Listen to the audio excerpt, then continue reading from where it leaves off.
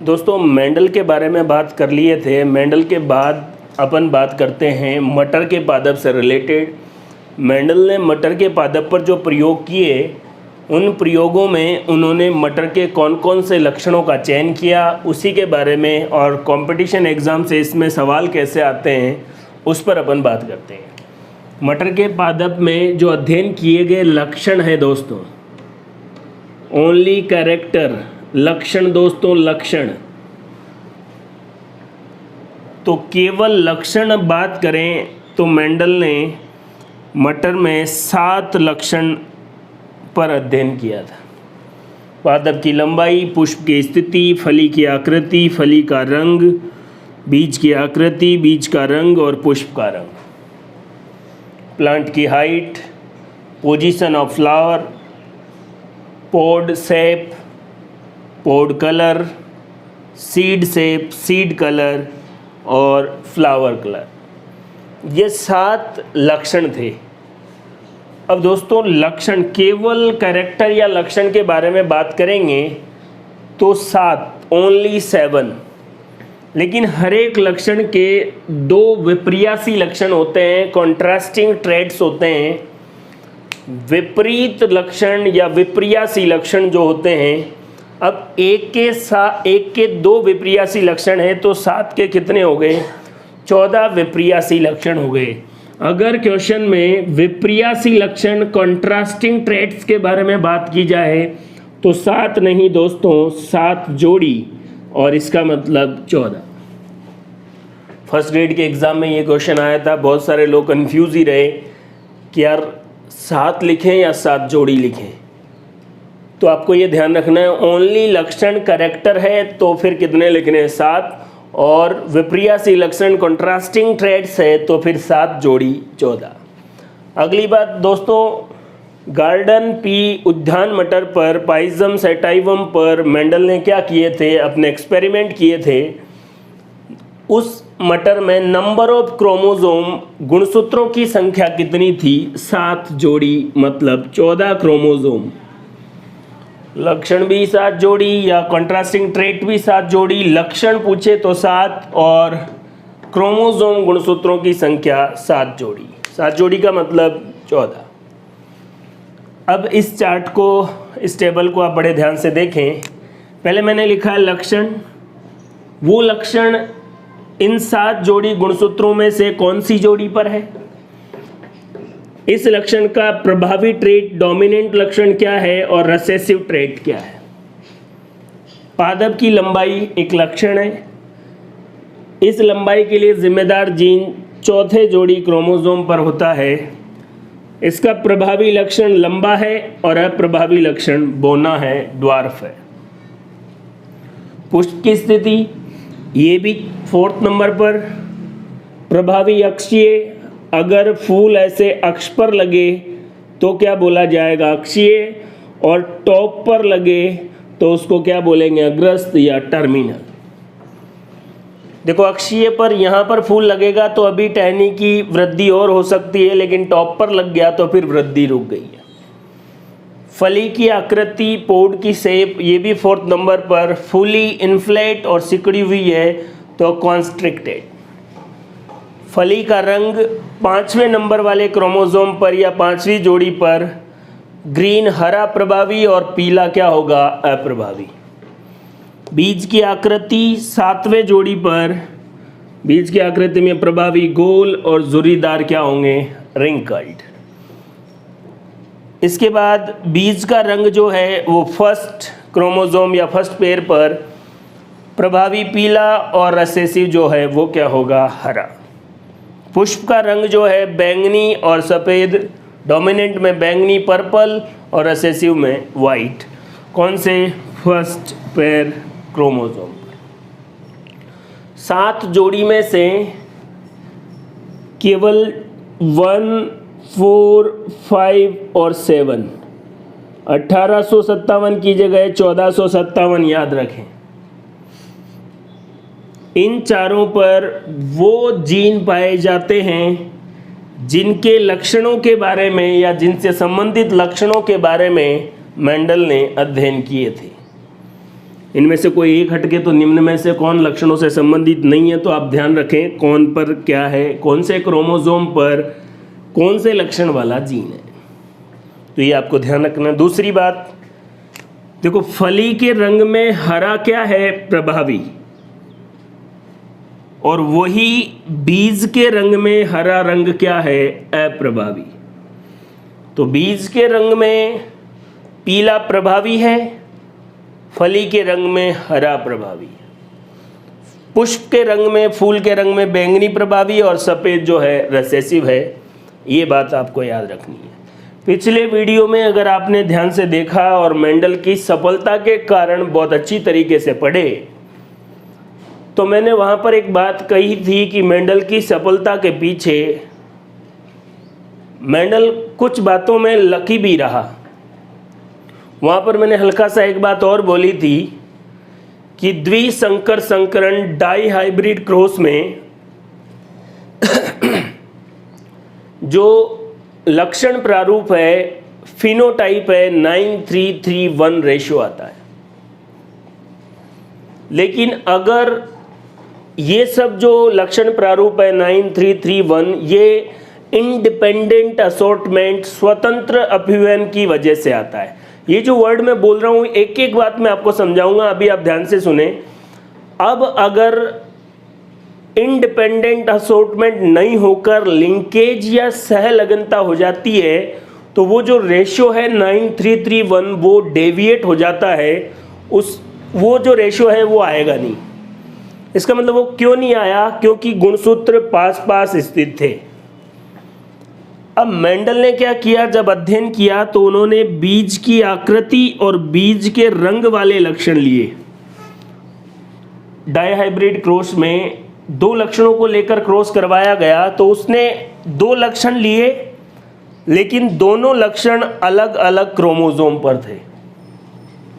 अब दोस्तों अलग अलग क्रोमोसोम पर थे तो लिंकेज साथ साथ जीन तो हो ही नहीं सकते, इसलिए हर बार उसका लक्षण प्रारूप जो है 9331 ही आया। बाई चांस अगर मेंडल उसी टाइम मटर के पादप में ही पादप की लंबाई और पुष्प की स्थिति ये दो लक्षणों को लेकर अगर डाइहाइब्रिड क्रॉस करता, तो दोनों चौथे क्रोमोसोम पर ही है, उनमें आपस में लिंकेज भी हो सकता था और रेशियो जो है 9331 से डेविएट कर सकता था।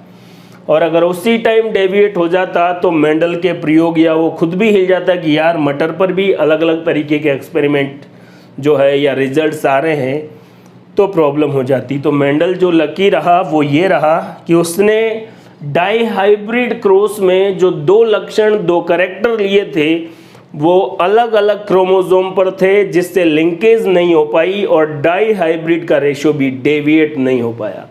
दोस्तों डाइहाइब्रिड रेशियो डेविएट होता है, इसका मतलब उन दोनों जीनों के मध्य लिंकेज या सहलगनता है। तो ये मैंने आपको बताया है 7 कैरेक्टर, कौन से क्रोमोसोम पर है, कौन सा डोमिनेंट है, कौन सा रिसेसिव है, कितने क्रोमोसोम है, कितने कैरेक्टर है, कितने कॉन्ट्रास्टिंग कैरेक्टर या ट्रेट है, 7 जोड़ी या 14। आइए दोस्तों अब अपन बात करते हैं मोनोहाइब्रिड या डाइहाइब्रिड क्रॉस के बारे में। दोस्तों अब अपन बात करते हैं मोनोहाइब्रिड क्रॉस, एकल संकर संकरण या एकल संकर क्रॉस। मोनोहाइब्रिड क्रॉस डेफिनेशन, एक लक्षण को लेकर करवाया गया संकरण या क्रॉस क्या कहलाता है? Monohybrid cross. देखो लक्षण बोले तो वही एक, और अगर विपर्यासी लक्षण कॉन्ट्रास्टिंग ट्रेट बोले तो एक लक्षण के दो कॉन्ट्रास्टिंग ट्रेट होते हैं, तो एक जोड़ी विपर्यासी लक्षणों कॉन्ट्रास्टिंग ट्रेट को लेकर करवाया गया क्रॉस क्या कहलाएगा? Monohybrid cross.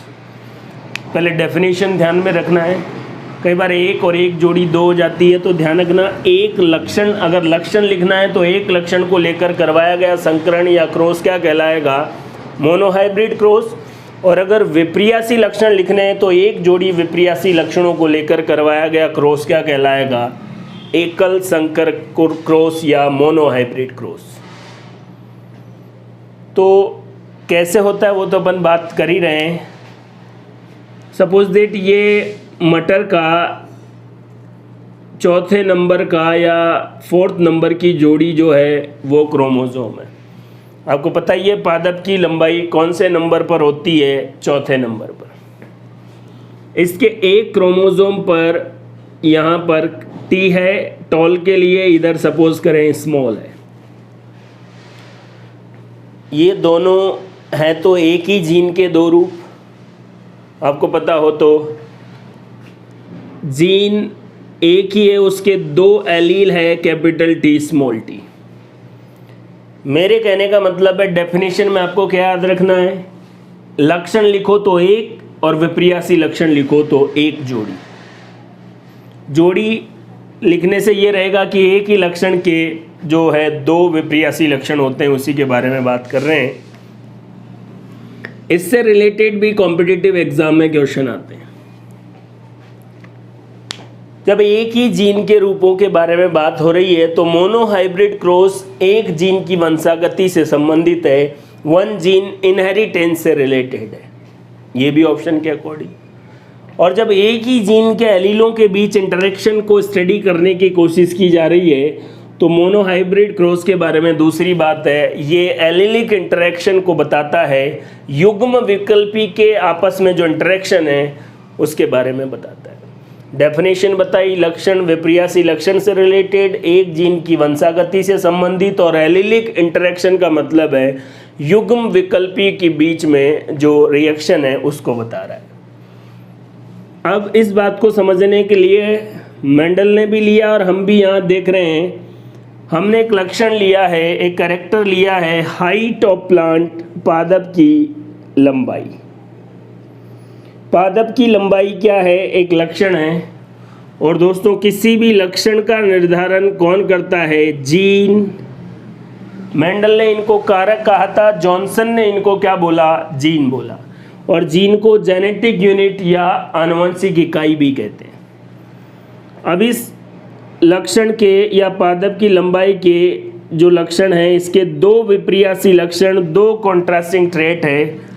एक है टोल लंबा, दूसरा है ड्वार्फ बोना। टोल को कैपिटल टी से, ड्वार्फ को स्मॉल टी से, ये विपर्यासी लक्षण। और विपर्यासी लक्षण को जैसे जीन किसको डिसाइड करता है, कैरेक्टर को, वैसे विपर्यासी लक्षण के लिए जिम्मेदार जो है वो होता है एलील युग्म विकल्पी। ये देखिए अब मेंडल ने क्या किया, ये अपन भी स्टडी कर रहे हैं तो अपन बात कर रहे हैं, जनक या पेरेंट ले लिए। यहाँ पर ये ऐसा चिन्ह किसको बताता, नर को, मेल को, और ये फीमेल या मादा को। कैपिटल टी दोनों सेम आ गए तो होमोजाइगस, और कैपिटल टी का मतलब है टॉल, तो इसको क्या पढ़ेंगे, नर क्या है, होमोजाइगस टॉल समयुग्मकी प्रभावी, और मादा क्या है, समयुग्मकी अप्रभावी होमोजाइगस रिसेसिव। देखो दोनों में जो एलील है वो सेम है, इसलिए कई बार यूं भी बोला जाता है, इसको बोला जाता है शुद्ध लंबा और इसको बोला जाता है शुद्ध बोना। शुद्ध लंबे का मतलब है होमोजाइगस टॉल और शुद्ध बोने का मतलब है होमोजाइगस रिसेसिव। ये पेरेंट लिए और इनके बीच आपस में क्रॉस करवाया। ये देखिए होमोजाइगस टॉल और होमोजाइगस ड्वार्फ। इनमें क्या होगा आपको पता है, गोनेड्स या जो जननांग हैं वहाँ पर युग्मकों का निर्माण होता है, प्लांट में भी और एनिमल्स में भी। युग्मकों के निर्माण से संबंधित जो डिवीजन है, कोशिका विभाजन है, वो है मियोसिस, अर्धसूत्री विभाजन।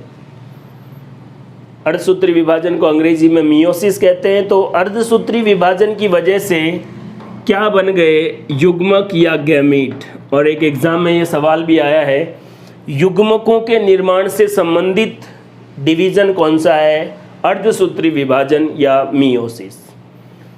अब युग्मकों का निर्माण हो गया तो यहाँ पर दोनों ही कैपिटल टी है तो युग्मक एक ही प्रकार के बनेंगे। तो हमने यहाँ दो लिख दिए ऐसे ही, कैपिटल टी है तो दोनों एक ही टाइप के। टाइप कितना है, एक। हमने यहाँ अच्छा फ्लो चार्ट अच्छा लगे इसलिए 2 बना दिए। इसमें भी होमोजाइगस है इसलिए ये भी एक ही टाइप के स्मॉल टी। किसी भी पेरेंट से कितने टाइप के गैमेट बन सकते हैं, एक कोई प्लांट हो चाहे कोई एनिमल हो, अगर टाइप ऑफ गैमेट निकालना है तो 2 की पावर n, और n का मतलब है विषम युग्मकी कितने हैं।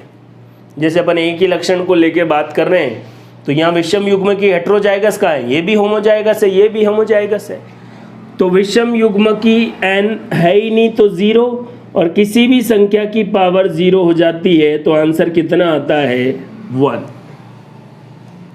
मतलब इसमें भी एक ही टाइप के गैमीट और इसमें भी एक ही टाइप के गैमीट। गैमीट की संख्या, गैमीट के टाइप कैसे निकालते हैं वो मैं आपको यहाँ पर इतना काम का नहीं है फिर भी बता रहा हूँ, लेकिन डाई हाइब्रिड आगे और भी बात होगी तो वहाँ फिर आपको याद आ जाएगा। 2 की पावर n फॉर्मूला है, n है कितने विषम युग्मकी है। तो गैमीट किससे बनेंगे, अर्धसूत्री विभाजन से, और गैमीट बन गए। गैमीट के बाद हमने एक चार्ट बनाया, पनेट स्क्वायर भी कहते हैं इसको। ये देखो, ये पनेट स्क्वायर मेथड, इसके इधर नर में मेल में कैपिटल टी, फीमेल में स्मॉल टी, और जो प्रोजेनी आएगी वो capital T small T, capital T small T, capital T small T, capital T small T. Capital T को पहले, कैपिटल को पहले लिखते हैं, ये देखो कैपिटल स्मॉल टी, फिर इस लाइन में देखो कैपिटल टी स्मॉल टी, फिर इस लाइन में देखो कैपिटल टी स्मॉल टी, फिर इसमें देखो कैपिटल टी स्मॉल टी।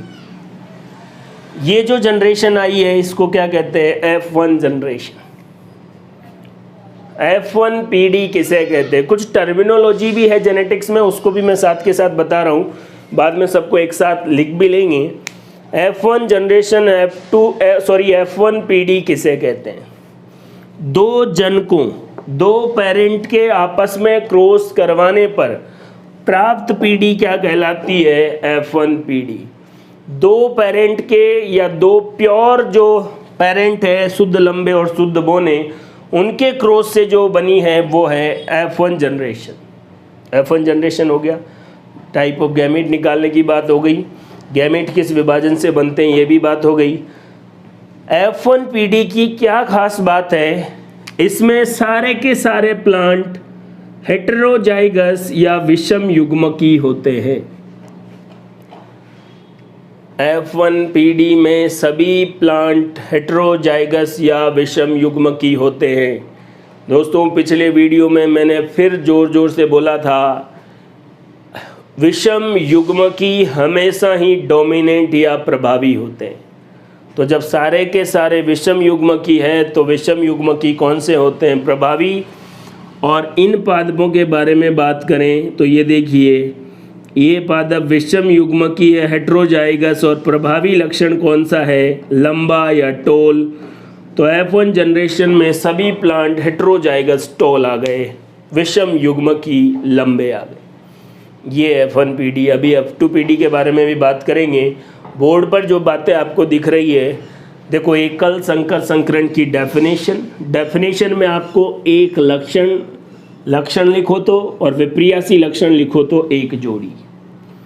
हर जगह कन्फ्यूज़न यही है, मेंडल ने कितने लक्षणों पर अध्ययन किया, 7, कितने विप्रियासी लक्षणों पर अध्ययन किया, 7 जोड़ी या 14। मटर में गुणसूत्र कितने, 7 जोड़ी मतलब 14। उसके बाद ये शुद्ध का मतलब क्या है, और अर्धसूत्री विभाजन से गैमेट के टाइप निकालने का फॉर्मूला पनेट स्क्वायर या चेकर बोर्ड भी कहते हैं। F1 PD 2 पेरेंट के आपस में क्रॉस करवाने से प्राप्त पीढ़ी। F1 PD में सभी पादप हेटेरोजाइगस या विषम युग्मकी होते हैं, और विषम युग्मकी हमेशा क्या होते हैं, डोमिनेंट होते हैं। F1 PD से आगे F2 PD के बारे में बात करते हैं।